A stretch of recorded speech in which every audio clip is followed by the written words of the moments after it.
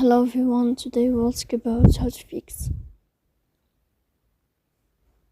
or how to solve the problem of too many requests on the application of Remitly app. You will go to settings. In this page we go to apps, default apps, app settings. On above you will search about Remitly app and you will click here. In this page of app info you will click on first stop and you will click OK. Here you will enter to the window of storage. Then we click on clear cache.